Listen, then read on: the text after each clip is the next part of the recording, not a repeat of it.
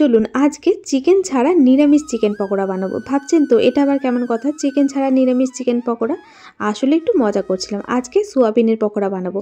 তবে চিকেনের পকোড়ার থেকে কিন্তু কোনো অংশে টেস্টের কম হয় না, খেতে কিন্তু ভীষণই ভালো হয়। তবে এটাও বলুন, ছোটোবেলায় আমাদেরকে কিন্তু বাড়ির লোকে এই সোয়াবিনকে মাংস বলে অনেকবার চালিয়েছে, তাই একটু বললাম মজা করে আর কি। তো চলুন রেসিপিটা শুরু করা যাক। প্রথমে সোয়াবিন গরম জলে ভিজিয়ে রাখলাম, একটু ধনে পাতা থেতো করে নিলাম, আর এখানে বেসন, কর্নফ্লাওয়ার, চালের গুঁড়ো, গুঁড়ো মশলা, কালো জিরা আর লবণ দিয়ে পাতলা করে বেসনের ব্যাটারটা বানিয়ে নিচ্ছি। মানে চপের জন্য যেরকম বেসনের ব্যাটার বানানো হয় ঠিক সেইভাবেই। এরপর বেসনের ব্যাটারের মধ্যে 1 পিঞ্চ বেকিং সোডা দিয়ে মিশিয়ে নিলাম। আর দেখুন কিছুক্ষণ পর সয়াবিনগুলো বেশ নরম হয়ে গেছে, জল ঝরিয়ে নিলাম। এখন এর মধ্যে দিয়েছি গোলমরিচ গুঁড়ো, আদা রসুন কাঁচা লঙ্কা বাটা, ধনে পাতা থেতো করা আর একটু লবণ, ভালো করে মিশিয়ে নিলাম। আর যে সমস্ত বন্ধুরা রান্নাটা সম্পূর্ণ নিরামিষভাবে বানাতে চাইছেন তারা এখানে শুধুমাত্র রসুন বাটাটাকে বাদ দিয়ে দেবেন, ব্যাস। এরপর দেখুন বেসনের ব্যাটারের সাথে সোয়াবিনগুলো মেখে নিয়ে 2 পিঠ উল্টে পাল্টে লাল লাল করে ভেজে নিলে তৈরি হয়ে গেছে মুচমুচে সোয়াবিনের পকোড়া।